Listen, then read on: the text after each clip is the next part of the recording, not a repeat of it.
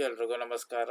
ನಮ್ಮ ಜಿಲ್ಲೆಯ ಲೈಂಗಿಕ ಹಗರಣ ಆಯ್ತಲ್ಲ ಎಂದು ಮನಸ್ಸಿಗೆ ಬಹಳ ವೇದನೆಯಾಗಿದೆ.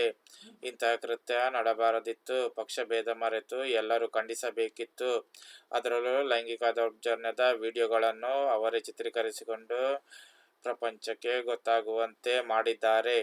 ಅದನ್ನು ಸಹಿಸಲು ಸಾಧ್ಯವಿಲ್ಲ ಎಂದು ಗೃಹ ಮಂಡಳಿ ಅಧ್ಯಕ್ಷ ಎಂ. ಶಿವಲಿಂಗೇಗೌಡ ಹೇಳಿದರು. ಸುದ್ದಿಗಾರರೊಂದಿಗೆ ಮಾತನಾಡಿದ ಅವರು, 4 ಗೋಡೆ ಮಧ್ಯೆ ಕೆಲವು ಘಟನೆಗಳು ನಡೆದು ಹೋಗುತ್ತವೆ.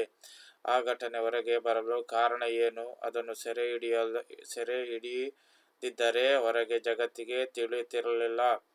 ಬಿಜೆಪಿ ಮುಖಂಡ ದೇವರಾಜೇಗೌಡ ಅವರು ಹಾಸನ ಎನ್ಆರ್ ವೃತ್ತದಲ್ಲಿ ಪರದೆ ಹಾಕಿ ಎಲ್ರಿಗೂ ತೋರಿಸುತ್ತೇನೆ ಎಂದು ಶಾಸಕ ಎಚ್. ಡಿ. ರೇವಣ್ಣ ಅವರಿಗೆ ಏಕವಚನದಲ್ಲೇ ಸವಾಲು ಹಾಕಿದರು.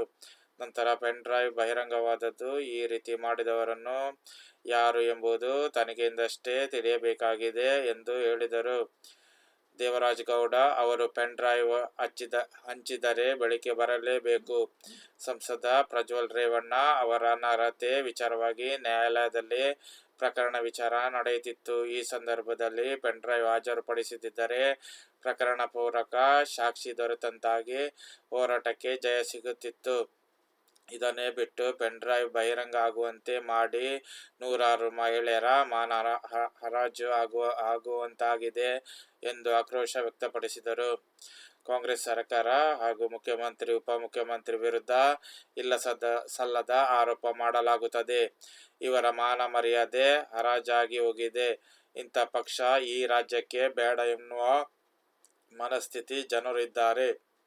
ಇದನ್ನು ತಪ್ಪಿಸಲು ಕಾಂಗ್ರೆಸ್ ಮೇಲೆ ಗೂಬೆ ಕೂರಿಸುತ್ತಿದ್ದಾರೆ.